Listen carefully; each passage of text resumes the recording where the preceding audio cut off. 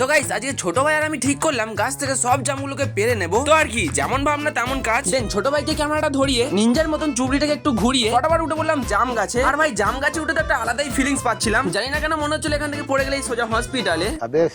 আর নিচ থেকে দাঁড়িয়ে ছোট ভাই তো খুব মজা নিচ্ছিল। তো চলো গাইস এবারে ফটাফট জামগুলোকে পেরে নি। আর জামগুলো সাইজ ভাই মারাত্মক লেভেলের ছিল। তো গাইস একটা করে জাম পারছিলাম আর গাছে বসে বসে খাচ্ছিলাম, মনে হচ্ছিল গোটা গাছটাকেই খেয়ে নি, কিন্তু আমি তো খেতে পারবো না।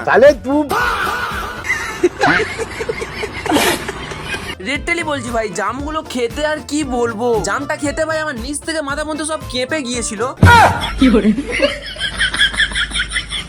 যাই হোক গাইস অনেক মজা করলাম, তো চলো এবারে ফটাফট কাজটাকে সেরে নি, কারণ এখান থেকে পড়ে গেলেই ভাই সোজা হসপিটালে। যাই হোক করে একটু টেনে টুনে হাত টাত বাড়িয়ে চুবড়ি ভর্তি করে জামগুলোকে পেরে নিলাম। মাস গ্যাস সালে চুবড়ি তো খালি। ये कैसे हो गया?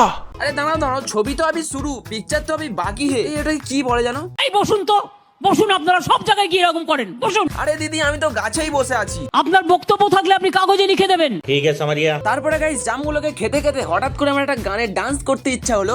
বেলতলি সোলে মানে লেংটা দোহাই লেংটা কাটা কেল্লা কেল্লাই করে আল্লাহ আল্লাহ। अच्छा তো গাইস জাম টাম পেরে ফটাফট নিচে লেগে একটা শাহরুখ খান পোজ দিলাম।